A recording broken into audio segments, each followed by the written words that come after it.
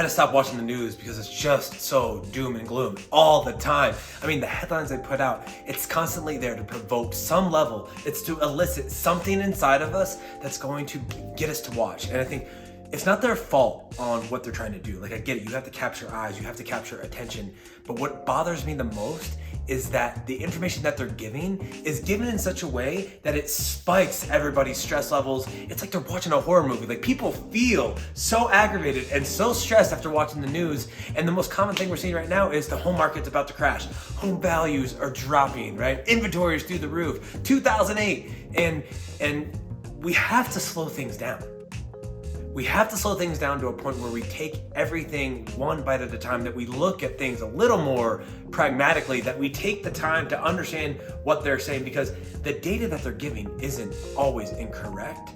They just take it to a whole new level where they're trying to capture those eyes, and the only way to do that is to be so polar that you're on one side or the other, that you have to elevate the actual information just to keep eyes on the television. And so I want to take some time and just kind of break down what they're saying and look at things a little bit more slowly, step by step, so that you can make an educated decision. Now, I am a real estate agent, and in no way am I telling you that this is the right time to buy, sell, or invest in real estate.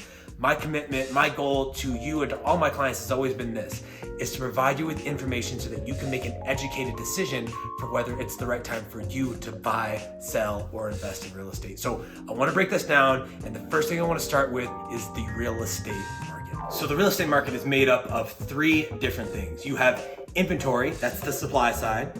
You have unemployment, and then you have mortgage rates or interest rates, and that's the demand side. And so think of it as a three-legged stool, right? If one of those legs go down, it's gonna get super wobbly. And so I think it's really important that we break down each one and understand them. And so let's start with inventory. Let's start with number of homes that are on the market. But I think we should look at the worst housing prices of all time to kind of figure where we're at now. And so as a reference, a market that has 5 to 7 months worth of inventory is equilibrium. It doesn't favor a buyer, it doesn't favor a seller. Anything above 7 months is a buyer's market, and anything below 5 months is a seller's market. So headed in 2008, we had 8 months worth of inventory in Colorado, and we had 10 months on the national level. That was one of the biggest contributing factors to the housing crisis that happened. You have all this supply, you have no demand, and of course, that's going to create values just to drop and drop and drop, and that's what we saw. Heading into the pandemic, right before we head into the pandemic, so October of 2019, and I use October because usually that's when you're gonna see the most inventory on the market, and that's usually a great predictor of how the spring market's gonna roll out. So in October of 2019, we had 2.6 months worth of inventory. And so we headed into 2020, bam, got kicked in the fucking face by the pandemic, and that put a huge pause on the market. Inventory stayed pretty much flat, right? 2.6 months worth of inventory, and the demand was just through the roof, but nobody could do anything. And so as restrictions were lessened up on the pandemic, you saw that inventory just drop low, right? And that's what put us in this even bigger housing shortage, right? In 2020 and 2021, we were averaging anywhere from 1.2 months to 0.9 months worth of inventory. And in 2022, right before the Fed started to raise interest rates, inventory here in Colorado was 0.9 months. Now, the message that we're seeing in the media is that inventory is through the roof. But we're here, October of 2022, and we're at 1.2 months worth of inventory. That's lower than what we saw in 2019, and that was the lowest we had seen. And going into that spring cycle here in Colorado, knowing that we had 2.6 months worth of inventory, people were on edge because they knew we were going to be in a housing shortage, which was going to drive competition. And so when you see that inventory is rising, that is true, but it's gone from 0.9 months to 1.2 months. So it is trending upwards, but we're nowhere near what we saw in 2019. And that led to one of the biggest housing buying frenzies that we've ever seen. The second part of that stool is unemployment. And so again, we gotta go back to 2008. We have to look at some of the worst times of unemployment. Unemployment at its very worst during the Great Recession here in Colorado was 9%. 9%. And why is unemployment an important metric to take into account? Well, people who lose their jobs, people who are unemployed can't pay their bills. When people can't pay their bills, people start to default on their homes. When people start to default on their homes, you see a bunch of foreclosures. And so that's what we saw in 2008. But the reason we saw that in 2008 is because people who were unemployed also had so many homes that they should never have been able to buy. And that's because the lending standards at the time were so bad. You could just state how much money that you made and the bank was like, here, take the cash. And if you ever watch The Big Short, you see that play out. There are strippers who own 3 or 4 mansions and they shouldn't own those homes based on the amount of income they're making. And it's a great movie to go check out because I think it's a really good indicator of what you saw in that market. Now, unemployment today in Colorado as of August 2022 is 3.4%. Now there are a ton of layoffs happening, right? And there probably will be more layoffs in different sectors of the market. This is a really important a really important metric to keep track of over the next few months.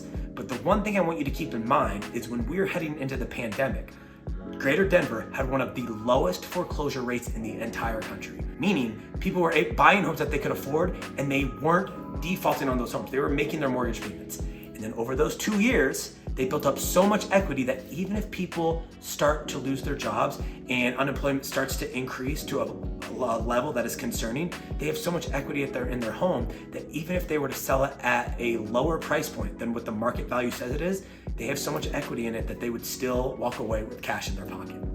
Now, the third part of this three-legged stool is mortgage rates. And mortgage rates have doubled in just this year. They've gone from 3.5% all the way up to 7% as we're shooting this video.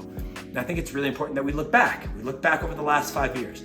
Mortgage rates hovered from mid-threes up to the 5s, came all the way down to the 2s, and we've seen them steadily climb up and up and up. And my prediction is that the demand is still there. People still want to buy a home. People want to live out the American dream. People want to own their home. They just can't right now because they can't afford it, because interest rates are drastically higher, which means their monthly mortgage payments are higher. Now, there are opportunities and there are tools out there to lower your interest rate by having the seller pay for it. We've talked about that in another video, so make sure you check that out. But interest rates are a whole are just suppressing demand. The second the Fed gets inflation under control, whenever that is, you will see interest rates start to drop. And when interest rates start to drop, you're going to see buyers flood the market and you're going to see a housing frenzy.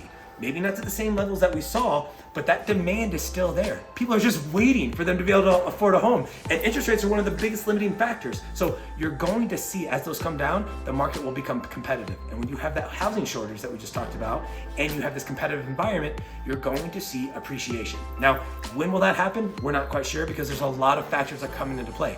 But the real estate market as a whole, when you look at those three things and you compare it to what you're seeing in the media, it's not that they're wrong. It's not that the information that they're giving is lies. It's just that the way they're delivering it may not be in its best light. So break things down one step at a time.